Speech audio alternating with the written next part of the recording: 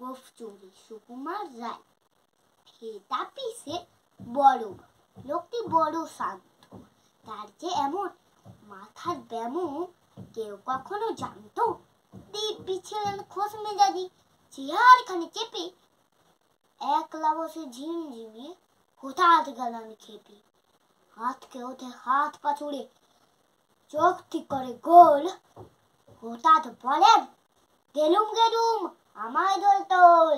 তাই শুনে কেউ বলতে থাকে, কেউ বা কে পুলিশ, কেউ বা বলে কামড়ে দেবে সাবধানেতে তুলিস।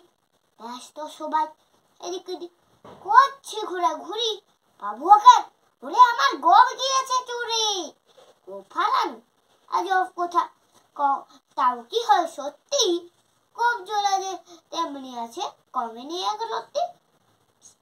সবাই তারা বুঝিয়ে বলে সামনে ধরে আয় না, মোটেও গোপ হয়নি চুরি, কখনো তা হয় না। রেগে আগুন তেলে বেগুন তেলে বলেন তিনি, কারো কথা ঠাট্টারিনি, সব বেটাকেই চিনি।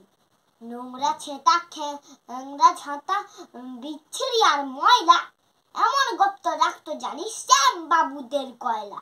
গোপ যদি আমার বলিস করবো তোদের জবাই, জবাই এই না বলে জরিমানা করলেন তিনি সবাই।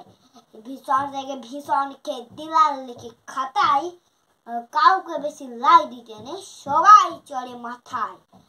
অফিসের এই বাঁদরগুলো মাথায় খালি কবর, গোপ চোরা যে কোথায় গেল কেউ রাখে না খবর।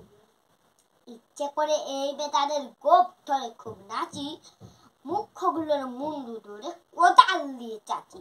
গোপ কি বলে তোমার বার আমার, গোফ কি কারো কেনা?